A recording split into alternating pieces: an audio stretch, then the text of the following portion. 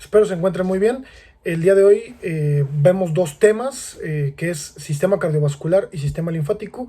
He decidido ponerlos ya que tienen una relación muy importante y es indispensable que ustedes entiendan la relación de estos dos sistemas.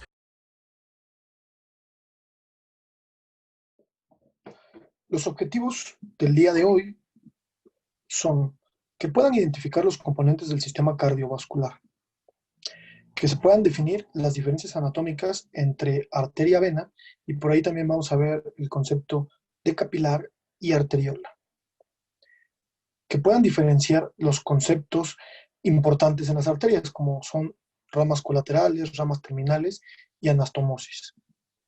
Y por último, que puedan describir la circulación mayor y menor junto con los componentes, la ubicación y la distribución de estas mismas. Vamos a identificar los componentes del sistema cardiovascular. En primer lugar tenemos pues al corazón. El corazón es una víscera muscular hueca que está compuesta por 4 cavidades y funciona como una bomba muscular. O sea, va a estar bombeando sangre que la va a llevar a la circulación sistémica, que la vamos a conocer como circulación mayor, o a la circulación pulmonar, que la vamos a conocer como una circulación menor. Esta bomba pues tiene que distribuir la sangre a todo el organismo para que esta sangre va a llevar oxígeno y nutrientes que van a ser fundamentales para la función de los músculos y de los órganos. Por supuesto, pues al bombearlo lo va a hacer a través de los vasos sanguíneos y vamos a tener también ahí linfáticos. Hay un sistema que vamos nosotros a estudiar aquí mismo, que es el sistema linfático. A pesar de que son dos sistemas diferentes, sistema cardiovascular y sistema linfático, vamos a ver la relación que tiene el sistema cardiovascular con el sistema linfático. Tienen una relación tan importante que funcionan a la par, no podemos separar la función una de otra. Y bueno, los vasos sanguíneos están compuestos por arterias y por venas. Y cuando decimos vasos linfáticos, pues estamos, o sea, el linfático principalmente tiene muchos componentes, pero vamos a ver que el principal es el vaso linfático. ¿Qué contienen las arterias y las venas? Pues sangre. ¿Y qué contienen los vasos linfáticos? Contienen linfa, que es un líquido muy parecido al plasma. El concepto de linfa viene de un líquido transparente. Pero bueno, vamos a ver que el contenido de la sangre, al final, ¿por qué están correlacionados estos? Porque el contenido de la sangre, una vez que ya llevó oxígeno y nutriente a todos los músculos y órganos, entonces tiene que regresar nuevamente al corazón. Y cuando regresa, en ese intercambio que va a haber cuando se cambie de sangre a vena, va a haber productos de desecho. Y estos productos de desecho de la sangre van a entrar aquí, a este sistema linfático. Aquí es donde se correlaciona. Entonces, estas son las principales o los principales componentes del sistema cardiovascular. Y bueno, hablando de la anatomía de manera general, yo quisiera decirles que el corazón, vamos a conocerles algunas estructuras importantes. La primera, vamos a definir que esta es una vista anterior y esta es una vista posterior del corazón. Y entonces, vamos a ver los componentes generales. ¿Por qué? Porque ustedes van a dedicarle un bloque al estudio completo y descriptivo del corazón, ¿sí? En donde vamos a ver todas las cavidades y qué contiene cada cavidad. Ahorita lo que me interesa nada más es la parte general. Y bueno, hablando de la parte general, vamos a ver que tenemos un surco que nos va a dividir los ventrículos de los atrios, porque quedamos que tiene 4 cavidades. Entonces, este surco se llama surco atrio ventricular, o también se le conoce como surco coronario porque las coronarias van a salir y van a salir de la aorta y van a ir, por ejemplo, aquí está la aorta y por aquí tendría que salir la coronaria y tendría que irse por este surco coronario y de este lado sale la otra y se va por el surco coronario.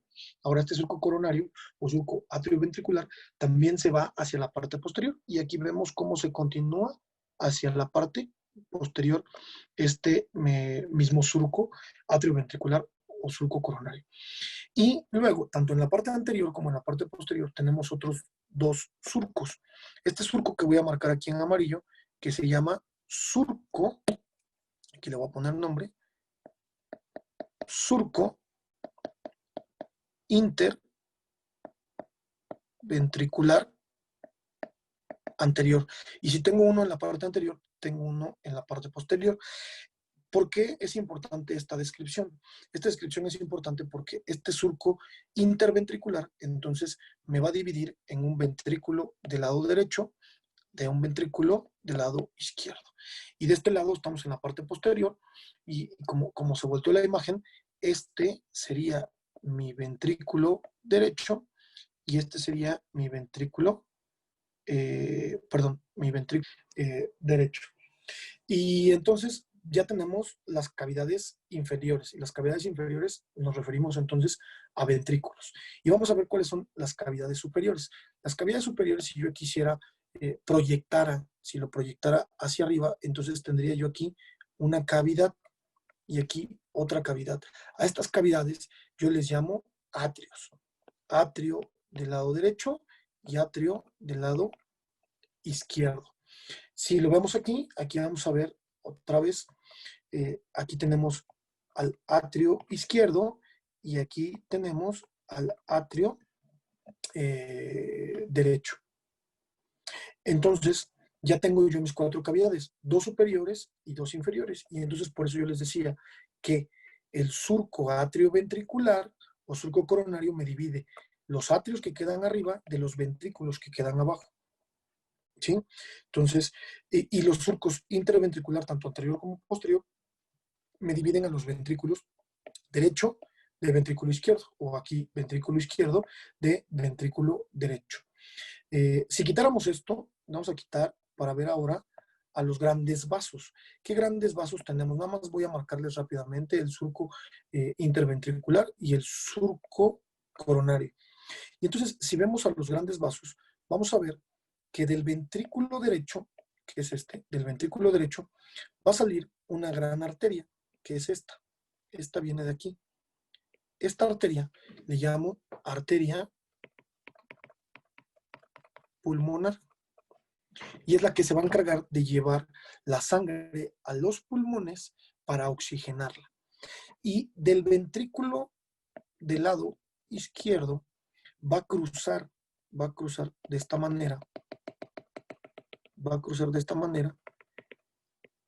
hacia el lado derecho, aunque está en la parte izquierda, cruza primero hacia el lado derecho y luego sube, ¿sí? Y tengo a esta arteria que es la aorta.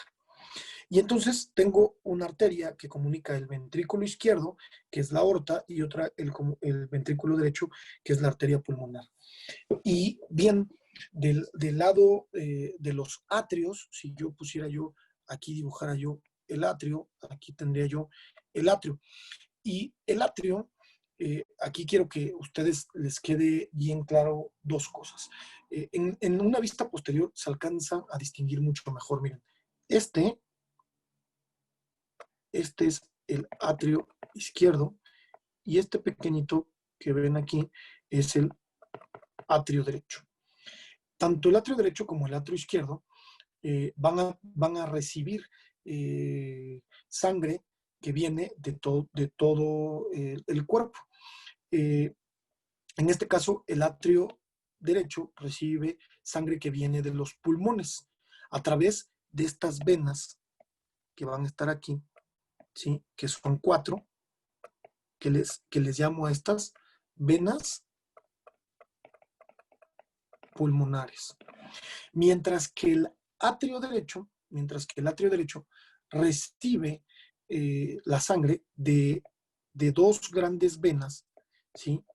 En la parte, este orificio es el orificio de entrada de la vena cava inferior, y aquí no se ve, pero pues aquí tendría que estar el orificio de entrada de la vena cava superior. Y entonces vuelvo a recapitular. El ventrículo derecho sale a través de la arteria pulmonar el ventrículo izquierdo sale a través de la aorta. El atrio derecho recibe sangre a través de la vena cava inferior y a través de la vena cava superior. Y el atrio derecho recibe la sangre a través de venas, son 4, 2 superiores y 2 inferiores, que llegan al atrio derecho, que se llaman venas pulmonares. Y con esto tenemos un panorama general de la anatomía. Para que esto quede un poquito más claro, me voy a pasar a una aplicación para explicarles la anatomía general. Voy a explicarles nuevamente lo de anatomía general del corazón. Vamos a tratar de entenderlo aquí. Entonces, vamos a poner al corazón y vamos a quitar al sistema esquelético. Vean, aquí yo tengo el corazón y este corazón vamos a quitarle, vamos a ver los componentes de este corazón y vamos a describir cuáles son los componentes que ya habíamos visto.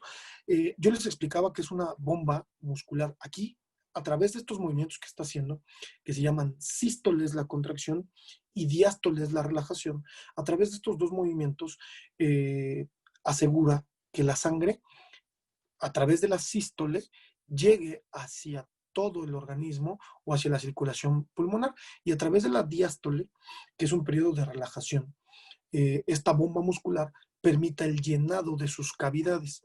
Y entonces vamos a ver cuáles son estas cavidades a las que nos referíamos del corazón. Vamos a hacer primero un esquema aquí de las cosas que yo ya les había mencionado. Veamos, en número uno, tenemos aquí un surco que yo les dije. Este es un surco que se llama surco coronario, ¿sí? Entonces, este surco coronario viene por acá, ¿sí? Cruza todo y se va hacia posterior ese surco coronario. O surco atrioventricular. Arriba quedan los atrios, abajo quedan los ventrículos. Y aquí abajo tengo este surco, que es el surco interventricular anterior. Y esto haría que yo tenga un ventrículo derecho y un ventrículo izquierdo. Entonces tengo ventrículo derecho y ventrículo izquierdo. Y entonces vamos a ver aquí en una vista posterior. Ahora me voy a pasar a una vista posterior. En esta vista posterior, déjenme quito nuevamente estas que nos estorban y nuevamente vamos a continuar el surco coronario. Entonces, si continuamos el surco coronario, aquí venía el surco coronario y ahora aquí tengo mi surco, ahora interventricular, pero posterior. Este surco interventricular posterior hace nuevamente que yo, aquí ya se los ponía, pero se los vuelvo a remarcar, este que es mi ventrículo izquierdo y este que es mi ventrículo derecho, ¿sí? Entonces tengo un ventrículo izquierdo y un ventrículo derecho.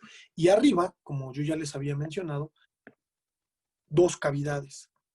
Este que es el atrio izquierdo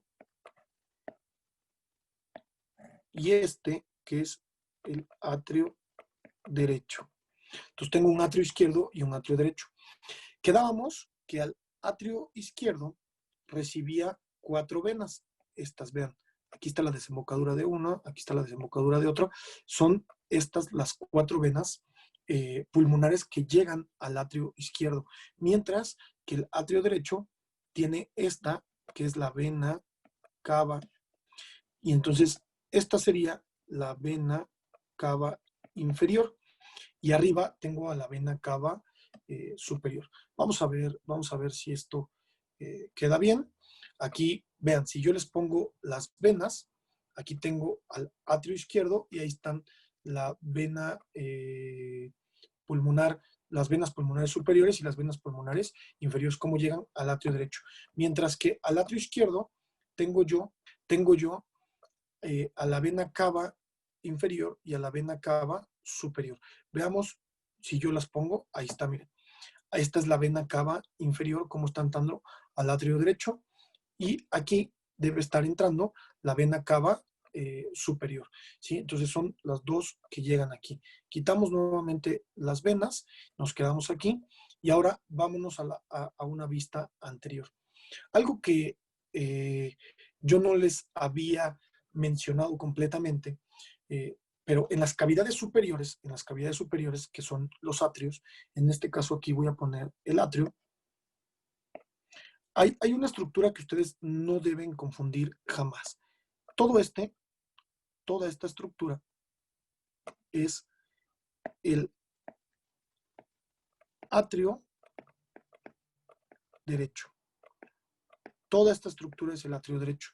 Pero resulta que esta misma estructura se subdivide. Y aquí arriba tengo algo que le llamo aurícula. No me deja escribirlo, ¿sí? No me deja escribirlo bien, pero esta parte que yo les voy a subrayar o que les voy a poner aquí es la parte de la aurícula. Las aurículas viene su nombre de orejuelas. Parecen unas orejas, pero que están dentro de los atrios. Entonces no deben confundir el concepto de atrio de aurícula, ¿sí? La aurícula está dentro del atrio y esta aurícula está llena de músculos. Tengo tanto del lado derecho como del lado izquierdo. Vean, ahí está la aurícula que está dentro del atrio y aquí tengo la otra aurícula. Vamos a remarcarles a mi otra aurícula. Entonces voy a tener mi otra aurícula. Si se dan cuenta, las aurículas, aquí tengo una y aquí tengo otra aurícula. Si ustedes se dan cuenta, estas aurículas, aquí tengo mi otra aurícula, ¿sí? Están como abrazando a los dos grandes vasos. ¿Cuáles son esos dos grandes vasos? Habíamos quedado que esta arteria, esta es la pulmonar y esta es la aorta. No me deja ponerlo, pero bueno, pulmonar y aorta, ¿sí? Ahí tengo que la pulmonar sale entonces de la división, aquí divido, y entonces este sería mi ventrículo derecho. Del ventrículo derecho sale la pulmonar y del izquierdo cruza de izquierda a derecha la aorta. Y con esto pues tengo pues prácticamente los componentes de este sistema cardiovascular.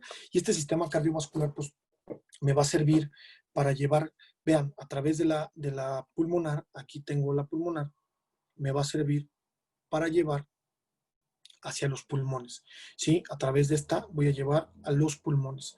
Y entonces, déjenme irles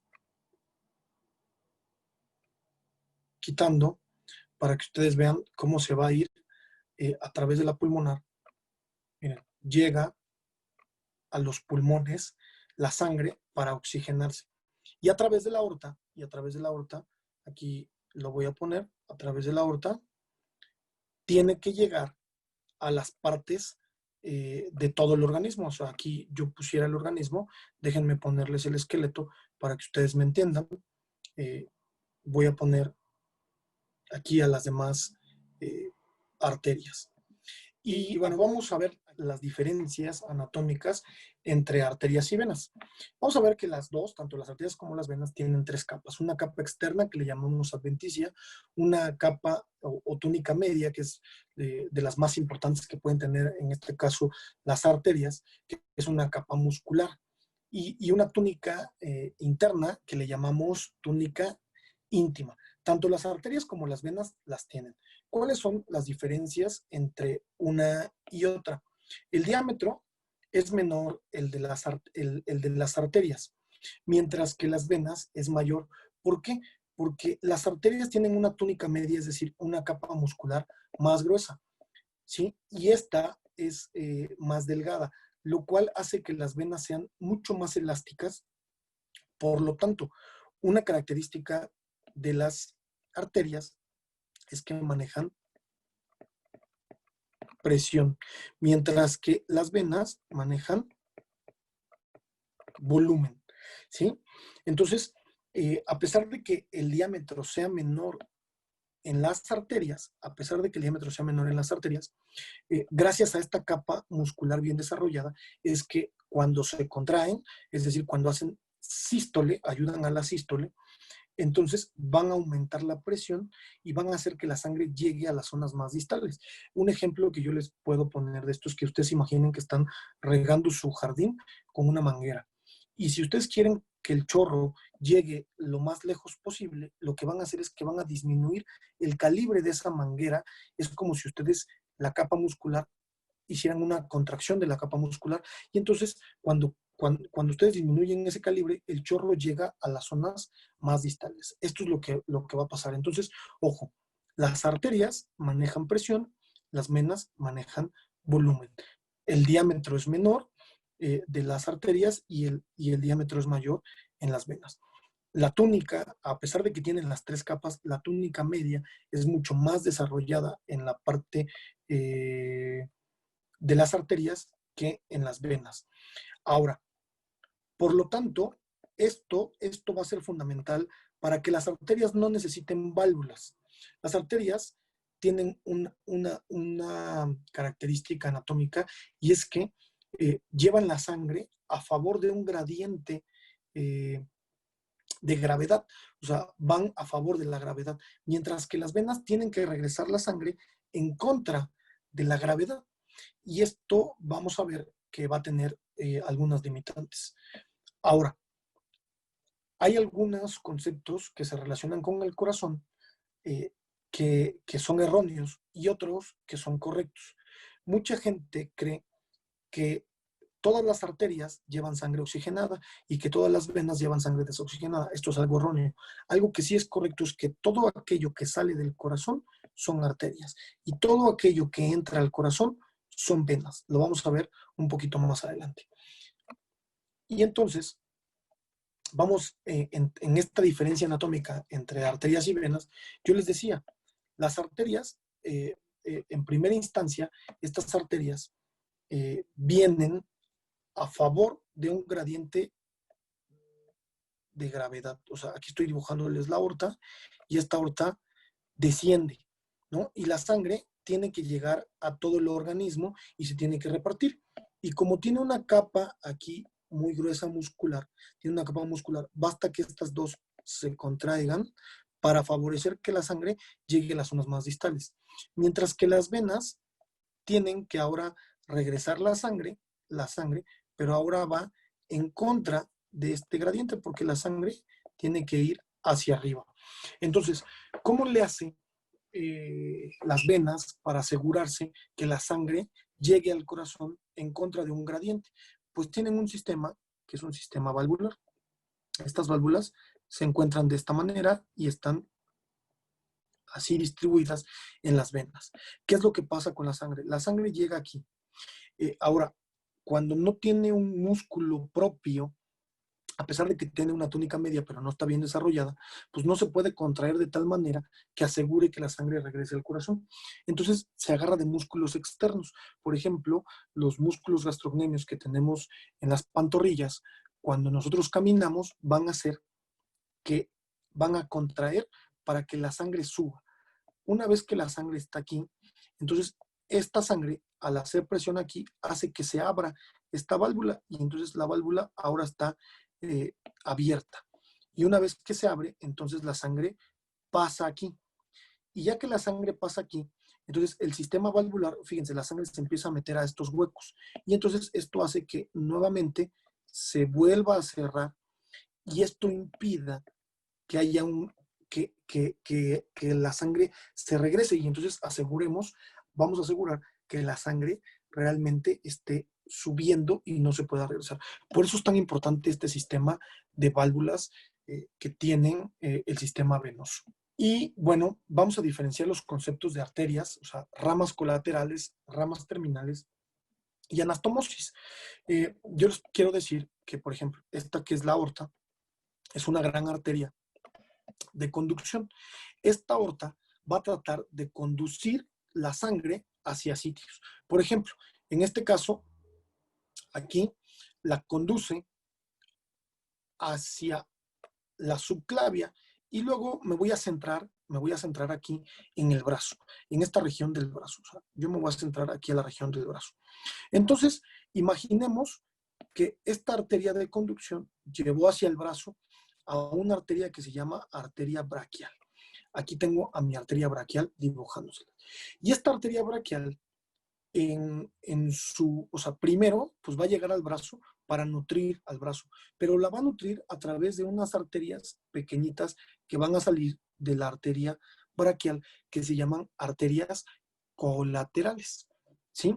Y entonces voy a tener arterias aquí colaterales que van a ir saliendo alrededor de la arteria braquial, para que finalmente yo termine en dos grandes arterias. Una arteria aquí, que es la arteria radial, y otra arteria, que es la arteria ulnar. Y a esto yo le llamo ramas terminales. Entonces, ojo, vuelvo a repetirles, la aorta viene y conduce la sangre, llega al brazo y me da una arteria que se llama arteria braquial. La arteria braquial, en su recorrido por el brazo, me va a dar ramas colaterales. Y estas ramas colaterales van a dar ramas terminales. En este caso sería la arteria radial y la arteria ulnar. Y así se comportan de manera general todas las arterias. Voy a ponerles un ejemplo en la aplicación. Y voy a ponerles el ejemplo aquí. Esta quedamos que era la arteria braquial. Aquí tengo a mi arteria braquial. Y esta arteria braquial, estas pequeñitas que ustedes ven, son las ramas colaterales. Y estas ramas colaterales dan a ramas terminales, como es esta que es la arteria ulnar y esta que es la arteria radial. Y si ustedes se dan cuenta, aquí, entre esta arteria que viene aquí y esta, se están uniendo. La unión entre una arteria y otra, a eso se le conoce como anastomosis. Entonces, me regreso a la presentación. Entonces, finalmente, cuando hablamos de anastomosis, es cuando yo tengo una arteria aquí y tengo yo una rama colateral, por ejemplo, y esta rama principal con la colateral se unen aquí. Entonces, a esto yo le llamo anastomosis. O sea, la anastomosis es la unión de una arteria con otra. Las anastomosis tienen una relevancia quirúrgica. Por ejemplo, si un paciente yo le quiero, en un procedimiento quirúrgico, yo sé que se llevó una arteria, esa arteria que nutría una parte fundamental, yo la puedo unir con otra arteria para que ahora la nutra y entonces yo provoco una anastomosis, ¿sí? Sobre todo las anastomosis las vamos a ver cuando haya operaciones como trasplantes de miembros superiores o trasplantes de miembros inferiores, en donde el éxito de estas operaciones son las anastomosis. Como punto número 4, vamos a describir la circulación mayor y menor con los componentes, con su ubicación y con su distribución. Y bueno, vamos a tener los componentes de la circulación mayor y menor. Si ustedes se dan cuenta, aquí tengo a mi corazón, ¿sí? Y este corazón va a tener dos circulaciones, una mayor y otra menor. La mayor también le llamamos, a esta mayor también le llamamos sistémica. Y a la menor le llamamos circulación pulmonar. La circulación mayor se va a encargar a través la circulación mayor, ¿dónde inicia y dónde termina? Vamos a ver esto. ¿Se acuerdan? Vamos aquí otra vez a la parte anatómica. Aquí teníamos un surco que le llamamos surco atrioventricular o surco coronario. Y aquí teníamos otro surco que es el surco interventricular.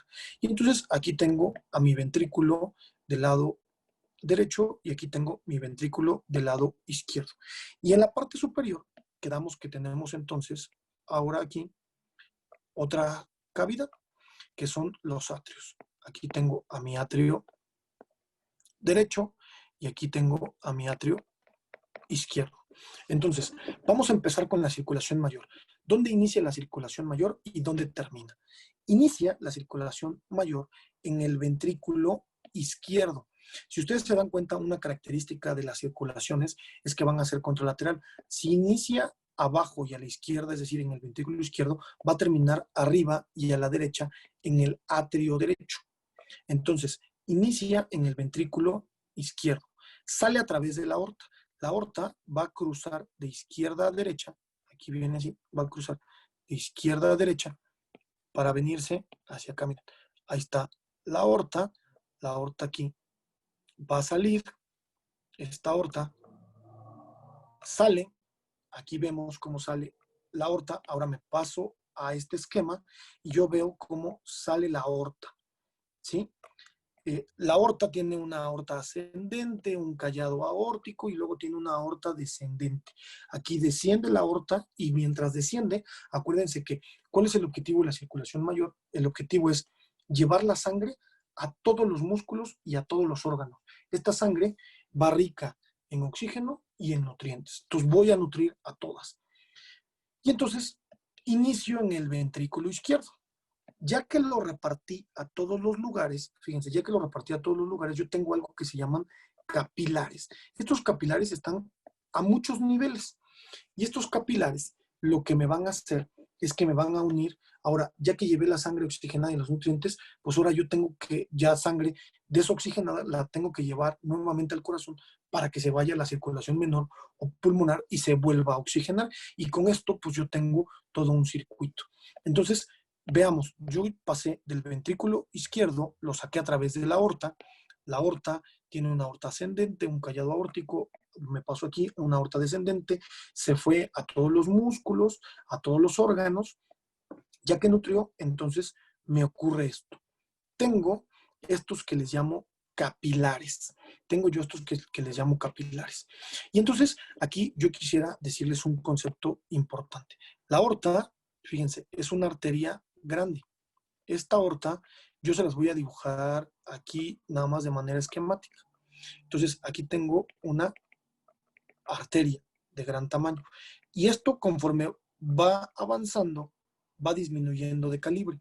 Y de tener una arteria, ahora tengo una de menor calibre que le llamo arteriola. Esta arteriola, que es de menor calibre, lo que se encarga, la arteriola, es, tiene mucho más desarrollada su capa muscular. Entonces, la arteriola es aquella encargada de controlar la tensión arterial. Entonces, arteriola tiene una función fundamental que es controlar la tensión arterial. ¿Sí? Y entonces, ojo, esto pasa en todo el organismo. Yo aquí se lo estoy representando en una sola. No es que pase exactamente así como lo estoy poniendo acá, pero todas las arterias disminuyen su calibre y entonces se convierten en arteriolas. Y una vez que disminuyeron su calibre, una vez que disminuyó su calibre, fíjense, voy a poner aquí para que no me estorbe esto, una vez que disminuyó su calibre, entonces se convierten en unas arterias pequeñitas, ¿sí? De menor tamaño. Y a esto yo le llamo capilar arterial. Pues resulta que el capilar arterial aquí se une con otro capilar, que es el capilar venoso, porque ustedes imagínense que ya salió la sangre del corazón, ya se repartió a todos, y entonces aquí esta sangre oxigenada ahora tiene que regresar al corazón, pero esto ya está desoxigenado, entonces son capilares venosos, y estos capilares venosos se unen aquí en una vena de menor tamaño que le llamo vénula, y esta va a ir ascendiendo hasta convertirse en una vena, en una vena, que es algo de gran tamaño. Entonces, les vuelvo a repetir este esquema. De arteria se convirtió en arteriola, de arteriola se convirtió en capilar arterial, y este capilar arterial se pasó ahora de sangre arterial a sangre venosa a través de los capilares venosos. Y aquí tengo yo a mi capilar venoso. Y este capilar venoso se convirtió en vénula y finalmente en vena para que llegue al corazón. Este es un recorrido muy general. Déjenme borrarlo todo para volvérselo a poner en este esquema. Entonces, nuevamente hablemos de la circulación mayor.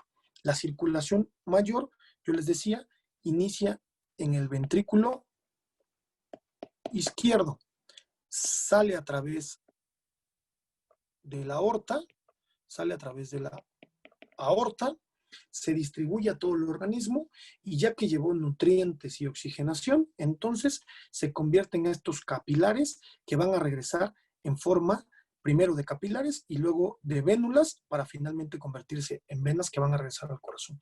Entonces, inicia en el ventrículo izquierdo y quedamos que termina en el atrio derecho. ¿Cómo llega al atrio derecho? Llega a través de dos venas. Esta es la vena cava inferior y por arriba va a llegar a través de la vena cava superior. Entonces, inició la circulación mayor en el ventrículo izquierdo y terminó en el atrio derecho. ¿Cómo salió? A través de la aorta. ¿Cómo llegó? A través de las venas cavas, tanto cava superior como cava inferior.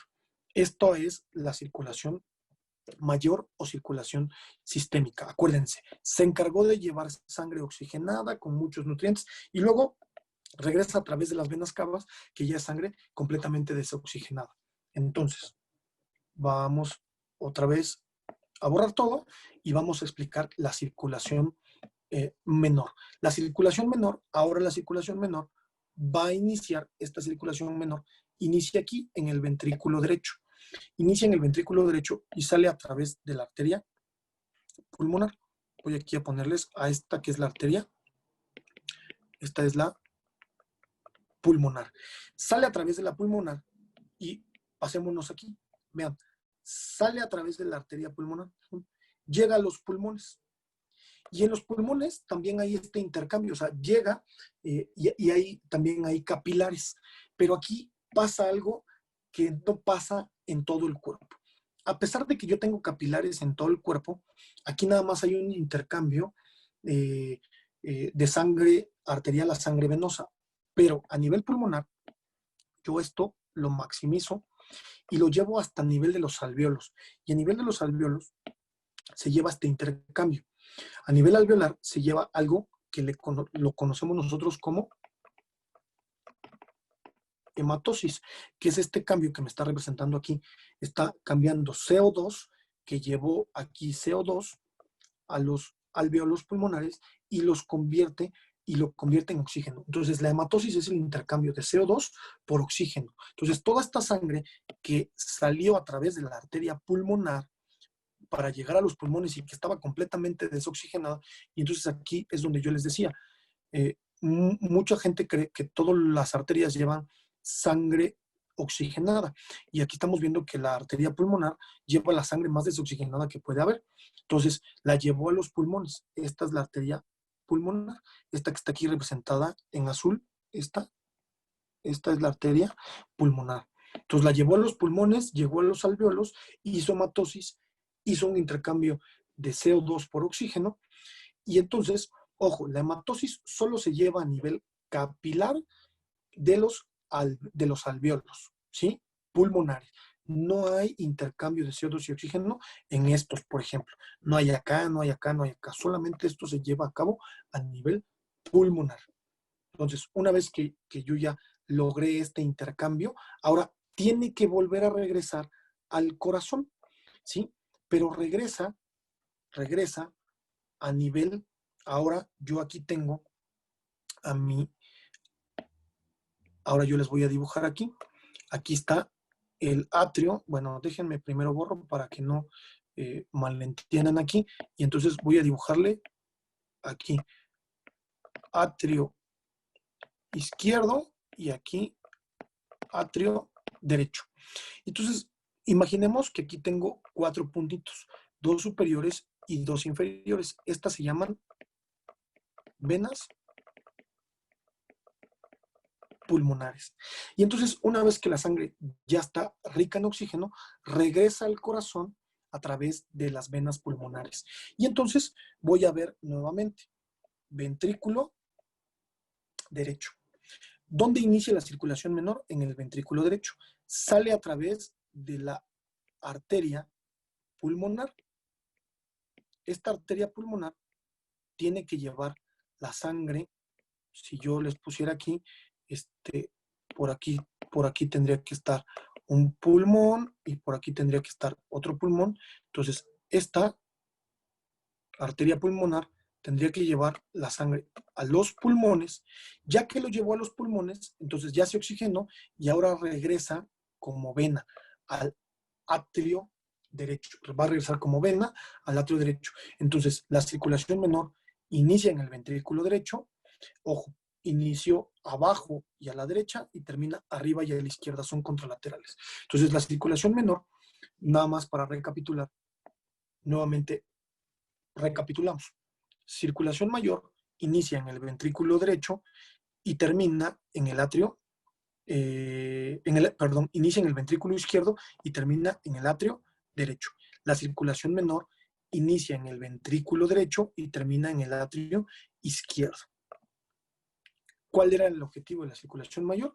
Llevar sangre a todo el organismo rica en oxígeno y nutrientes. ¿Cuál era el objetivo de la circulación menor? Llevarlo a los pulmones. Con esto acabamos circulación mayor y menor.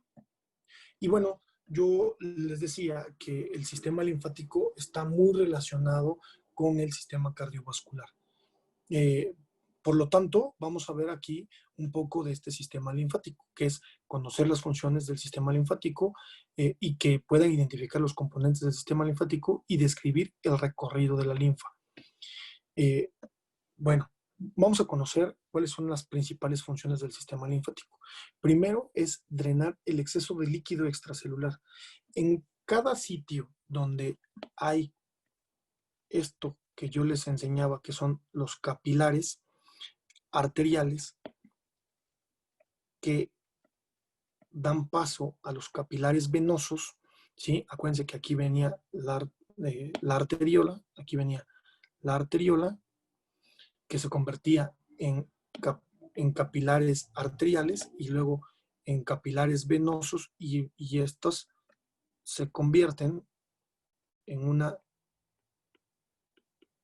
vénula que luego se va a hacer una vena, ¿sí? Y aquí tenía yo una arteriola.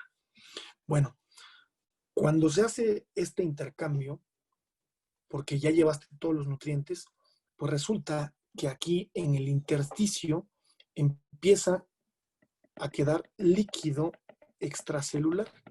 Aquí a nivel de estos capilares empieza a quedar líquido extracelular. Entonces, el sistema linfático, pues por supuesto que va a estar en todos estos capilares. Y también va a estar en forma de capilares.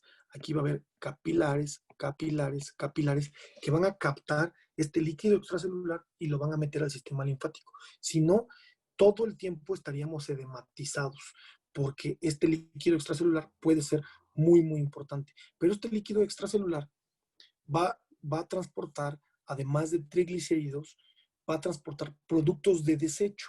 Estos productos de desecho van a ir en este líquido que se va a meter a la linfa. Entonces, es un sistema de drenaje de todos los desechos que ya yo llevé sangre a los músculos, llevé sangre que nutriera y que oxigenara, pero ahora me estoy llevando los productos de desecho y los tengo que meter a través de este sistema linfático que se va a encargar de captar todo este líquido extracelular y meterlo al torrente circulatorio. Y pues este sistema linfático no solo tiene la función de llevarse los productos de desecho, de este intercambio que hay a nivel de los capilares, sino también me va a dar una respuesta inmunitaria. Lo vamos a ver un poquito más adelante. Entonces, ¿cómo está compuesto el sistema linfático? Está compuesto por capilares linfáticos, ¿sí? Estos capilares linfáticos, como ya les decía, están ahí donde están también los capilares entre arteria y vena. Y estos me van a formar plexos. Y estos plexos van a terminar en un vaso linfático.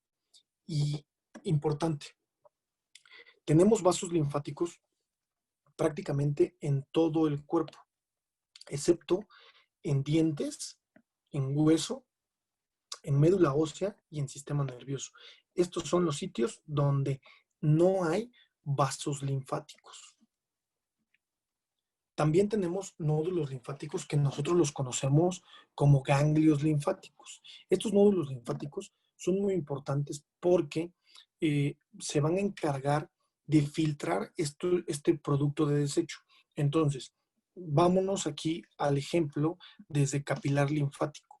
Fíjense, yo tengo, nuevamente les vuelvo a poner, capilares arteriales, capilares venosos. Y resulta que aquí entonces quedamos que va a haber líquido extracelular. Entonces vienen los capilares linfáticos que estoy poniendo aquí en verde. Estos capilares linfáticos se van a unir y cuando hay una unión, entonces yo a esto le llamo plexo. Y este plexo que se está formando es porque es la unión de los capilares. Entonces, la unión del capilar me dio como consecuencia un plexo. El capilar mete este líquido extracelular que se queda aquí en el intersticio, lo mete, pero lo tiene que transportar a través de, ahora se va a formar algo que le llamo vaso linfático. Entonces, se forma este vaso linfático. Este vaso linfático tiene una característica, al igual que las venas. Tienen un sistema de válvulas. ¿Por qué? Porque yo necesito asegurar que esta linfa viaje y no se regrese. Y entonces la manera de asegurar que no se regrese es teniendo este sistema de válvula. Y luego voy a llegar, ahora sí, tengo un vaso linfático. En este caso, a este le llamo vaso aferente porque va a llegar al nódulo linfático. Este es un nódulo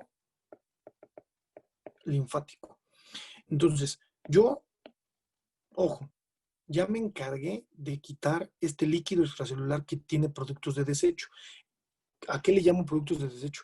Aquí puede haber incluso bacterias, virus, hongos, hasta algo muy importante como el cáncer. El cáncer tiene una diseminación por vía linfática. Entonces, una vez que yo lo capto aquí, lo meto a mi vaso linfático y evito que se regrese porque tiene válvulas. Ahora, ¿qué es lo que me va a hacer este nódulo linfático? Que esta linfa, que ahora ya aquí viene, ya está aquí adentro del vaso linfático, ya viene esta linfa que quedamos, que esta linfa es muy parecida al plasma. Entonces viene la linfa y una vez que llega al nódulo linfático, el nódulo linfático es como si fuera una coladera, porque lo que va a hacer el nódulo linfático es que lo va a ultrafiltrar y va a ser una especie de ultrafiltrado. Entonces, después de que sale del nódulo linfático, sale otra vez como un vaso, pero ahora como un vaso linfático eferente, que luego se va a convertir otra vez en aferente. ¿Por qué? Porque aquí voy a tener otra vez otro nódulo linfático. Y así me voy a ir por todo el organismo. Por todo el organismo voy a tener nódulos linfáticos que van a tratar de ultrafiltrar. ¿Qué quiere decir? Por ponerles un ejemplo burdo, porque no es que sea real. Resulta que aquí había 100 sustancias de desecho. Cuando se ultrafiltró a través de este nódulo, entonces, pues ya aquí salieron solo 70, ¿no? Productos de desecho. Y luego, ya que llegó aquí, entonces, esto lo ultrafiltró y de las 70 que recibió, ahora tiene 50. Y entonces, esto es lo que me va haciendo es ultrafiltrando, ultrafiltrando, ultrafiltrando, para ir eliminando todos esos productos de desecho, para que al final yo no tenga productos de desecho. Y así es como funcionan estos nódulos linfáticos.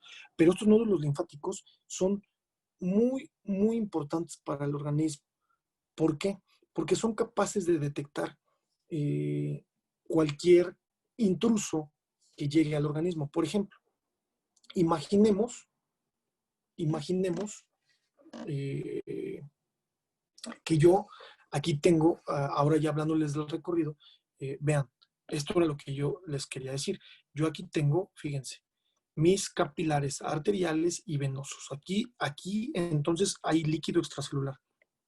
Estos capilares linfáticos captan y se crea una red que se llaman plexos. Entonces, A esto le llamo capilar linfático. Y a toda esta trama le llamo plexo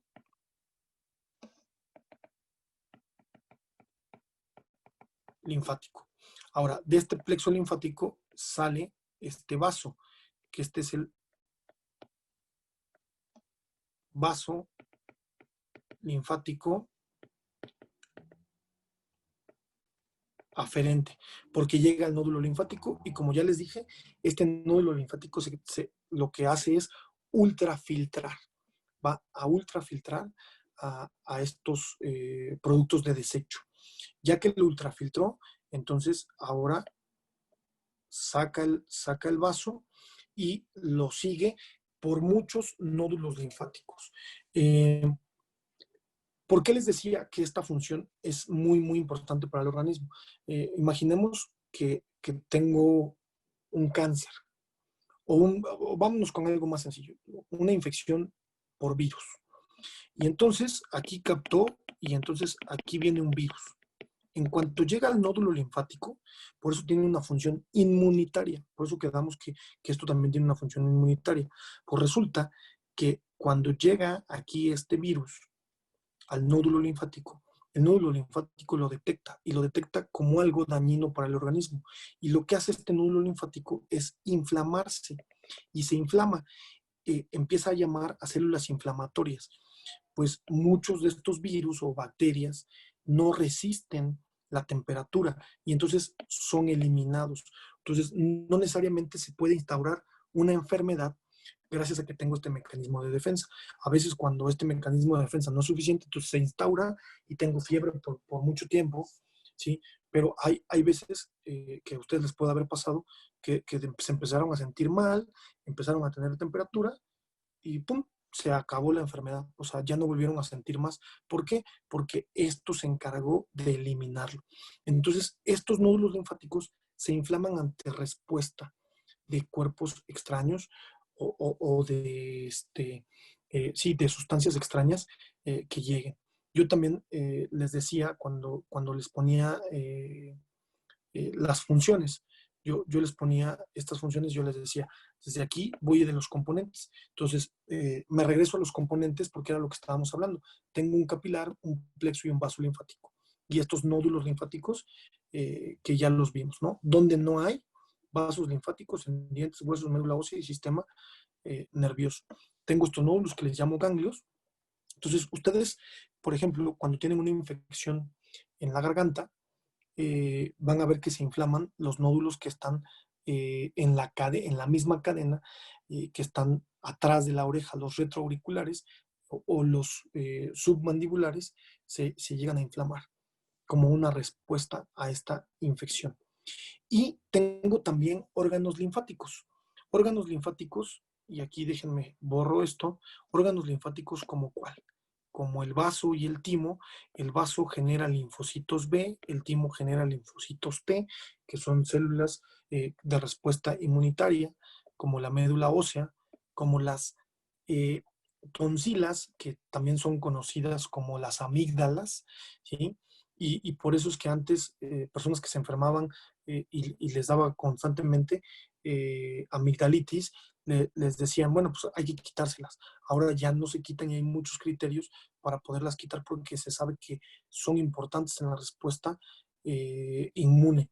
Y también como el apéndice se sabe que también tiene una función inmunitaria. Entonces, no solo tengo estos componentes, sino también tengo órganos linfáticos. Y finalmente, cuando yo ya llegué a todos los órganos y ya tengo mis vasos y ya pasé por los nódulos linfáticos, entonces ahora tengo unos troncos linfáticos. Y estos troncos linfáticos van a terminar en dos. Algo que le llamo conducto torácico y algo que le llamo conducto linfático derecho. Estos son las dos terminaciones en donde los vasos que terminaron en troncos van a terminar en estos dos, en conducto torácico, que esto va a estar del lado izquierdo, y en conducto linfático derecho, que vamos a ver un poquito más adelante. Y entonces yo me regresaba a todo esto que les estaba yo tratando de explicar y me regreso aquí, vamos a borrar esto. Pues como yo bien les mencionaba, entonces ya que hice todo este recorrido y todo este recorrido es a través de todo el cuerpo, entonces resulta, yo les dije que finalmente llega a dos troncos. Esto que está de este lado, yo le llamo conducto torácico.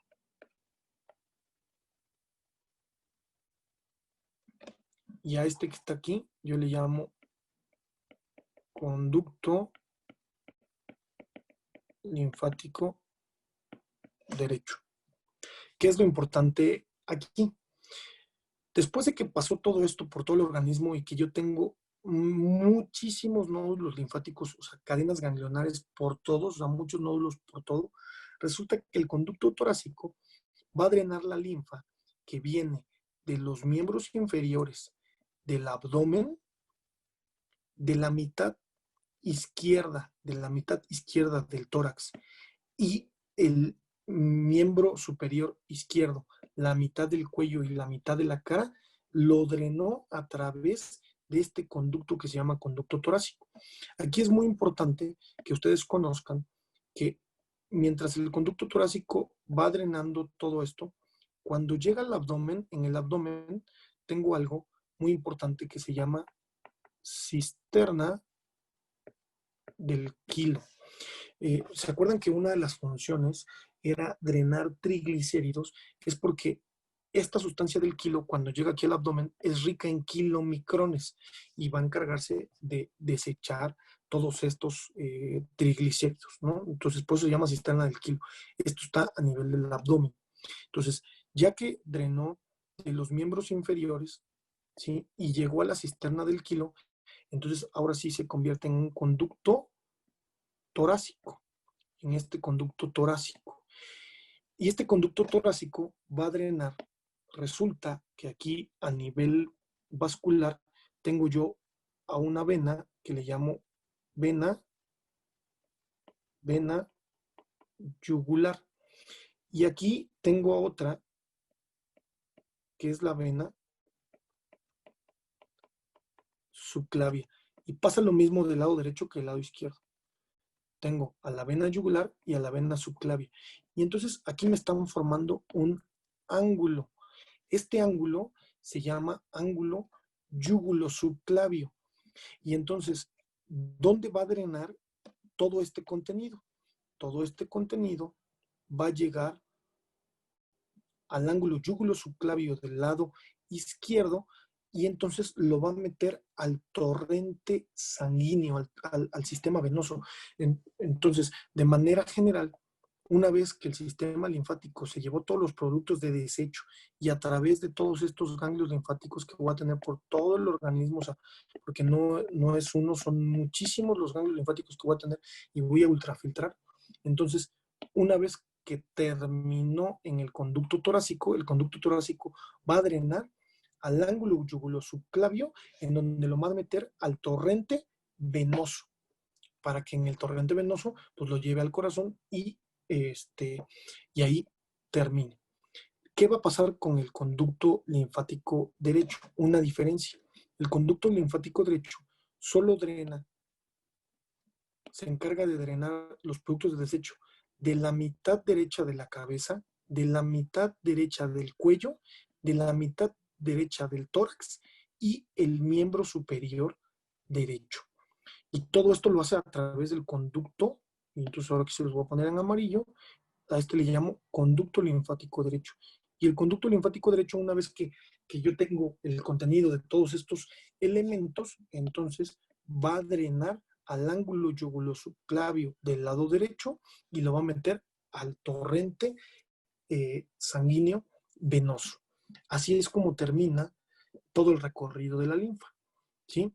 Después de que pasó por capilares, por plexos, por vasos linfáticos, por ganglios o nódulos linfáticos, por órganos linfáticos, entonces va a drenar todo esto.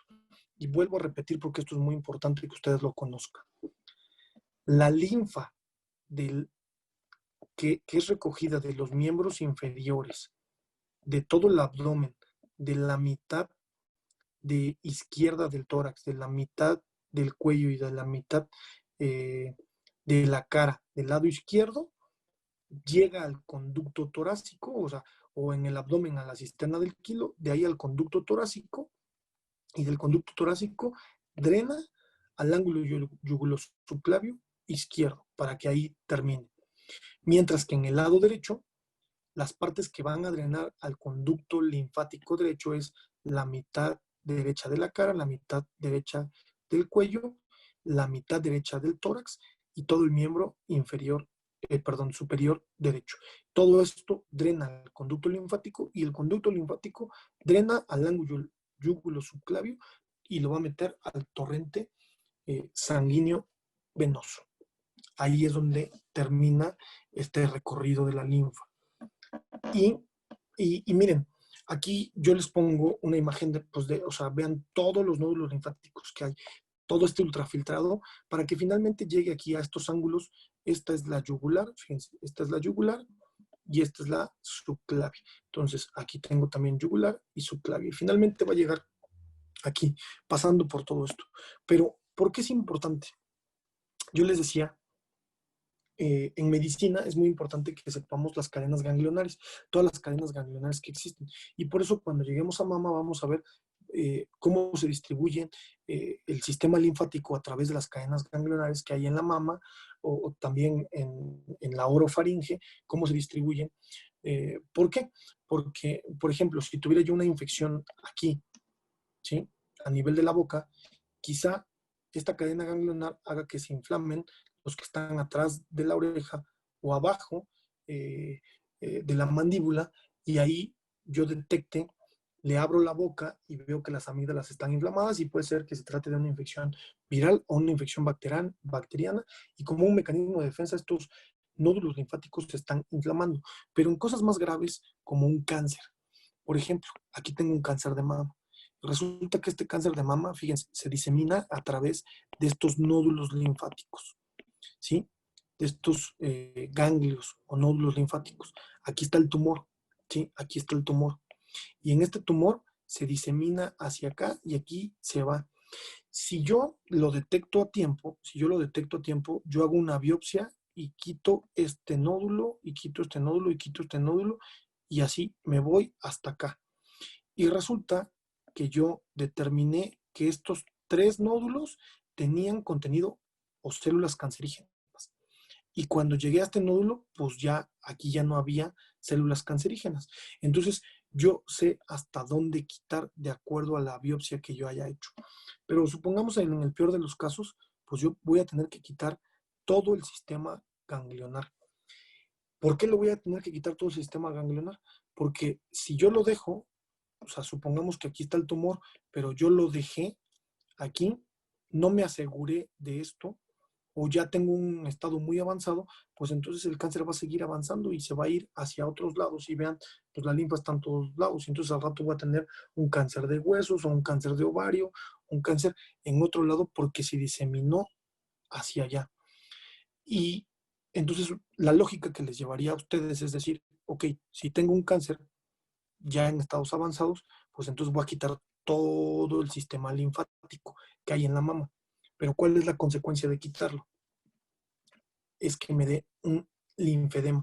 ¿Se acuerdan que parte importante de este sistema linfático es drenar la linfa?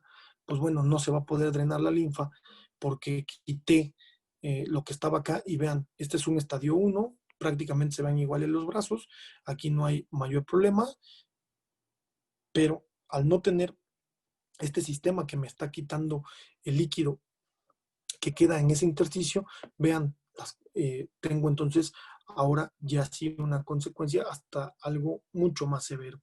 Entonces, esto lo van a ver ustedes en pacientes que tienen cáncer.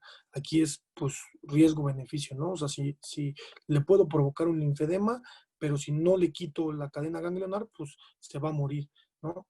Y esto, pues, cada vez es más, hay muchas terapias contra este linfedema, ¿no? Aunque muchas veces pues es la consecuencia de haberle quitado la cadena. Para que ustedes, les pongo esta imagen para que ustedes entiendan que el sistema linfático me va a llevar todo ese líquido extracelular que se queda en el intersticio, y que es tan importante que si yo no lo quitara, pues tendría yo edematizado todo el cuerpo. Aquí yo solamente les pongo de una parte porque se quitó, pero si esto pasara en todo el cuerpo, pues estaríamos así, ¿sí? Y entonces, para cuestiones como el cáncer, es muy importante que se conozcan las cadenas ganglionares, y en años posteriores ustedes van a ver todos estos recorridos muy adecuadamente, y también a nivel anatómico vamos a ver cómo están estas cadenas ganglionares. Y con esto terminamos el tema. Bueno, y eso es todo el día de hoy con estos dos temas de sistema cardiovascular y sistema linfático. Recuerden que me pueden escribir si tienen alguna duda, con mucho gusto se la responderé.